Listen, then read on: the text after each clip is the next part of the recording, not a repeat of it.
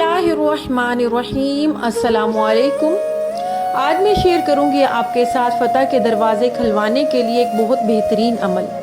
अगर किसी शख्स का कोई काम अटका हुआ हो और हर जायज़ मुराद के लिए इस अमल को कर सकते हैं। इस दुआ को अकीदत के साथ उठते बैठते पढ़ें। ये दुआ फतह के दरवाजे खोल देती है। ये दुआ बारहा की मुजर्रिब है, बार बार आजमाई हुई है। सूरह यासीन शरीफ की आयत नंबर 82 है। इन्नमा अमरुहु इज़ा अरादा शैअन अन यक़ूल लहू कुन फयकून। ये आयत है, इसको बार बार पढ़ें। कोई भी हाजत है, जिंदगी की कोई भी परेशानी है, रिज़्क़ का मसला है, कर्ज, कोई भी छोटी से छोटी बड़ी से बड़ी परेशानी के लिए आप इसका विर्द कर सकते हैं। अगर किसी का कोई मुकदमे का मसला है तो इसकी कामयाबी के लिए रोजाना किसी भी नमाज के बाद 133 मरतबा अव्वल और आखिर 13 मरतबा दुरूद शरीफ के साथ मंदरजा बाला आयत पढ़ें। इंशाअल्लाह जो हक पर होगा इसे कामयाबी मिलेगी।